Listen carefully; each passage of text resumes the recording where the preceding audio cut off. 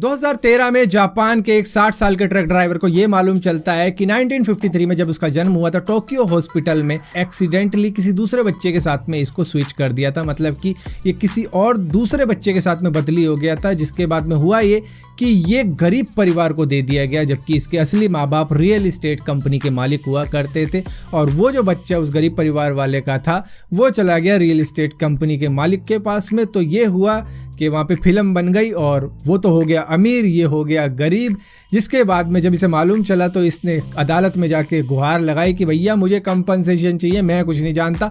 तो Tokyo hospital से court ने दिलवाए इसको करीबन 32 मिलियन येन, जो होते हैं करीबन 2 करोड़ 30 लाख रुपए इंडियन करेंसी में। अब यहाँ पे बात अगर जापान की हो रही है और जापान के टोक्यो की हो रही है, तो मैं आपको बता देता हूँ कि जापान के टोक्यो के अंदर इंडोर बीच भी मौजूद है, जिसको आर्टिफिशियल सी बीच भी कहा जा सकता है, जहाँ पर बहुत से लोग दुनिया भर से आते हैं वहाँ के बीच के मज़े लेने के लिए। जबकि जापान में कोई इतना बड़ा तो देश है नहीं, हर जगह ही आपको बीच मिल जाएंगे जहाँ भी आप जाओगे। 2005 के वक्त में एक मूवी आई थी जिसका नाम था लॉर्ड ऑफ वॉर, जिसको डायरेक्ट किया था एंड्रू निकोल ने। साउथ अफ्रीका के अंदर ये मूवी बनाई गई थी, जहां पर आपने मूवी के अंदर देखा होगा बहुत सारी गन वन एम्यूनेशन वगैरह था। लेकिन यहाँ पर जब ये AK-47 का प्रॉप लेने गए थे रेंट पर, क्योंकि इनको काफ़ी ज़्यादा चाहिए थे, तो नकली रिप्ली का AK-47 इनको काफ़ी ज़्यादा महंगी पड़ रही थी। तो इन्होंने क्या किया, साउथ अफ्रीका के अंदर से ही इन्होंने करीबन 3000 AK-47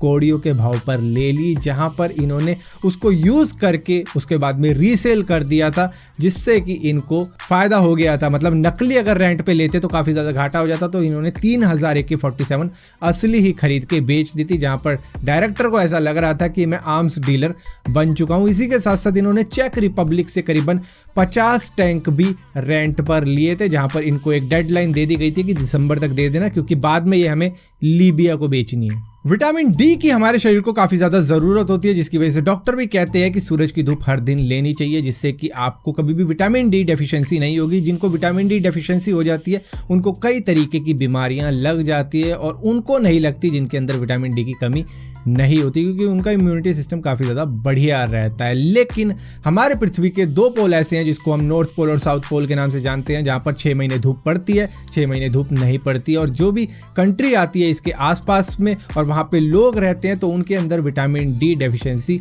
हो जाती है, जिसकी वजह से कई जगहों पर वो यूवी लाइट बल्ब का भी यूज़ करते हैं, जो कि काफ़ी ज़्यादा महंगे आते हैं। और इनको विटामिन डी बल्ब भी कहा जाता है, जो कि उन पेशेंट्स के लिए होती है जिनके अंदर विटामिन डी डेफिशिएंसी हो जाती है और उनको सूरज की धूप वहाँ पर मिल नहीं रही है। अमेरिका के एक बहुत ही पॉपुलर रैपर हैं जिनका नाम है डॉक्टर ड्रू, जिन्होंने अपनी पूरी जिंदगी में इतना पैसा रैप करके नहीं कमाया जितना उन्होंने हेडफोन बेच के कमा लिया है, जिसमें से शायद एक ना एक हेडफोन आपने भी खरीदा होगा, जो है बीट्स कंपनी का। दरअसल बीट्स बाय डॉक्टर ड्रू उन्हीं की कंपनी है।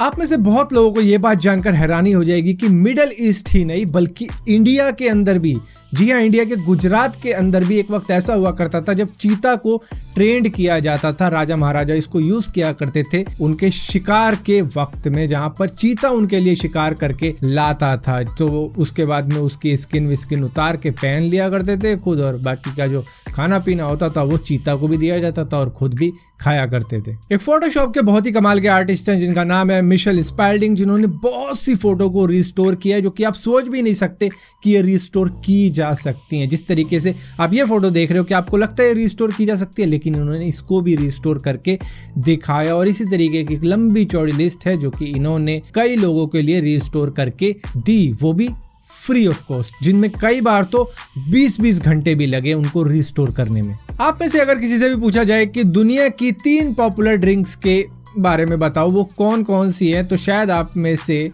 कईयों के 2 जवाब तो बिल्कुल ठीक निकलेंगे। एक तो पानी, दूसरा चाय, लेकिन तीसरे में गड़बड़ हो जाएगी। कई बोलेंगे सॉफ्ट ड्रिंक, कोल्ड ड्रिंक, लेकिन ये नहीं है। तीसरे नंबर पे बियर है। दुनिया में तीसरे नंबर पर सबसे ज्यादा बियर पी जाती है पानी और टी के बाद में। इंटरनेशनल स्पेस स्टेशन या फिर स्पेस में जो भी चीजें जाती है वो जाने से पहले चेक तो होती ही है, लेकिन उसको एक बंदा स्मेल भी करता है कि कहीं उसमें कोई अजीब सी स्मेल तो आ नहीं रही, तब जाके वो इंटरनेशनल स्पेस स्टेशन में जाती हैं। क्योंकि अगर वो स्मेल वहां पर उनको ज्यादा लगी, उनको दिक्कत हुई, तो वो तो कहीं भाग नहीं सकते। ऐसा तो है नहीं कि वो अपने इंटरनेशनल स्पेस स्टेशन से बाहर चले जाएंगे, उनको तो वहीं वहीं पे रहना है, तो इस वजह से अच्छी तरीके से देखा जाता है कि जो भी चीज़ें जा रही है उनमें ज़्यादा स्मेल तो नहीं है या फिर कोई गंदी स्मेल तो नहीं है, ताकि उनको कोई भी दिक्कत ना हो। आपको मालूम है कई सारे चर्च के अंदर कई लोग प्रीस्ट के सामने कई बातें कन्फेस भी करते हैं, यानी कि बताते हैं कि मैंने ये किया वो किया, और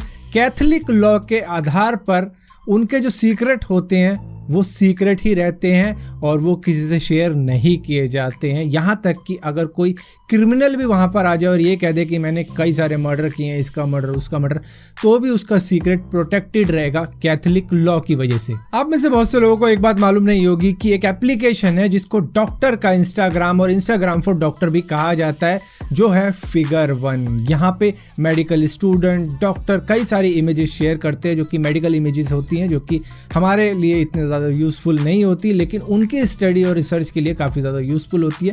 तो उसको सिर्फ डॉक्टर और मेडिकल स्टूडेंट ही यूज़ किया करते हैं। सो फिलहाल के लिए अमेजिंग रैंडम फैक्ट्स की इस वीडियो में इतना ही था। अगर वीडियो आपको पसंद आती हो तो इस वीडियो को लाइक जरूर करना, शेयर जरूर करना, और इसी तरीके की और भी वीडियो देखने के लिए इस चैनल को सब्सक्राइब जरूर करना, और सब्सक्राइब किया तो बेल का आइकॉन जरूर दबाना, वरना आपको मालूम नहीं चलेगा मैंने कोई वीडियो डाली भी है।